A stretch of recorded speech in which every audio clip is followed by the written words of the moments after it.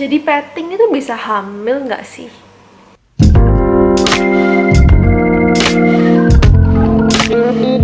Sebelum kita bahas apakah bisa hamil karena petting, kita harus tahu dulu dong, petting itu apa sih? Apa yang dimaksud dengan petting?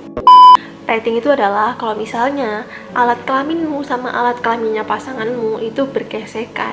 Nah, di sini tuh ada dua macam petting. Biasanya tuh yang diketahui ada dua, yaitu petting basah dan petting kering. Kalau misalnya petting kering, kamu sama pasanganmu alat kelaminnya tuh digesekkan, tapi kalian masih tetap pakai baju lengkap. Bajunya tuh lengkap, pakai celana, pakai jeans, pakai baju, semuanya lengkap karena kalau misalnya alat kelaminnya bergesekan, tentunya tetap dihalangin sama kain, sama jeans, tetap terhalang sama itu semua kan. Makanya disebut petting kering.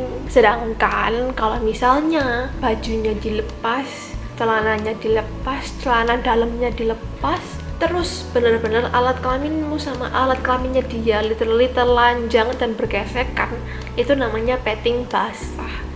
Kenapa kok disebut petting basah? Karena tentunya bakal basah, jadi bakal ngeluarin cairan praejakulasi, cairan pelumas, terus kan pasti pettingnya bakal jadi basah nanti. Terus kalau ditanya, apakah bakal hamil setelah petting? Ya tergantung kamu melakukan petting apa sih. Kalau misalnya kamu melakukan petting kering tadi, yaitu tetap pakai baju, tetap pakai celana, terus digesek-gesekin, ya most probably kamu nggak bakal hamil. Karena tentunya masih kehalang kain, masih kehalang jeans, apalagi kalau jeansnya tebel ya.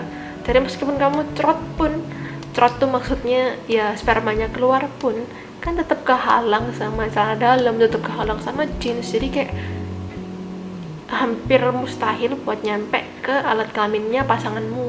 Nah, tapi kalau kamu melakukan petting basah di mana alat kelamin kalian benar-benar bersentuhan, nah ini beda kasus.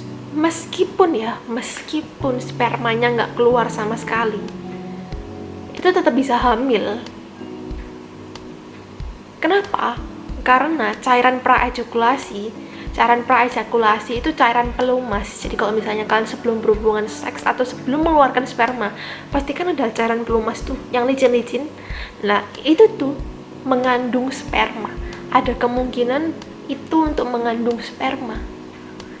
Jadi ada penelitian, dan di penelitian itu tuh 41% cowok memiliki sperma di dalam cairan praejakulasinya. Penelitiannya aku taruh di link bawah ya. Nah, daripada kalian gambling atau kalian berjudi, mendingan pakai kondom deh. Meskipun petting doang, meskipun kalian nggak bener-bener penetrasi penis masuk vagina, udah mendingan pakai kondom, cari aman. Karena cairan praejakulasi pun itu nggak aman, itu bisa nyebabin orang hamil. Mending kalian beli kondom daripada kalian tiba-tiba hamil terus harus bertanggung jawab punya anak di saat umur masih sangat muda. Jadi kesimpulannya, petting kering itu bakal lebih susah hamil atau mungkin malah nggak bisa hamil sama sekali.